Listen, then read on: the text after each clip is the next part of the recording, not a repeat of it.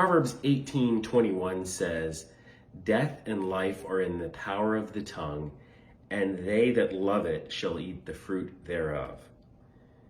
The NLT says, "The tongue can bring death or life, and those who love to talk will reap the consequences, either good or bad." The words that we speak start with the thoughts in our mind, and the words that come out of our mouth from the thoughts that we think directly affect the people around us. They affect the plants and animals around us. They even affect our water that we're talking about drinking. Some interesting studies that Tiffany had mentioned.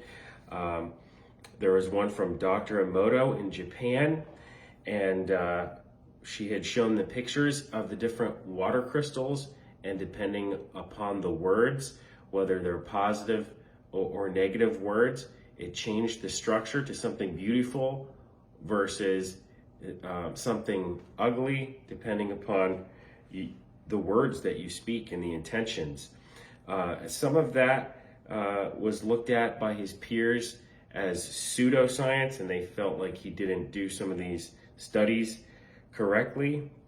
But there is actually another study that was done, and I just want to look at it here. It's in the ScienceDirect.com. Elsevier, a double-blind test of the effects of distant intention on water crystal formation. This one was done in September, it was published September 2006, volume 2, issue 5, pages 408 through 411. It says that the hypothesis that water treated with intention can affect ice crystals formed from that water was pilot tested under double-blind conditions. A group of approximately 2,000 people in Tokyo focused positive intentions toward water samples located inside an electromagnetically shielded room in California. That group was unaware of similar water samples set aside in different locations as controls. Ice crystals formed from both sets of water samples were blindly identified and photographed by an analyst, and the resulting images were blindly assessed for aesthetic appeal by 100 independent judges. Results indicated that the crystals from the treated water were given higher scores for aesthetic appeal than those from the control water, lending support to the hypothesis. So we found that this doctor earlier, he had claimed that what he had observed was positive intentions tend to produce symmetric, well-formed, aesthetically pleasing crystals in the water, versus negative intentions tend to produce asymmetric, poorly formed, unattractive crystals. And we see other studies as well in regards to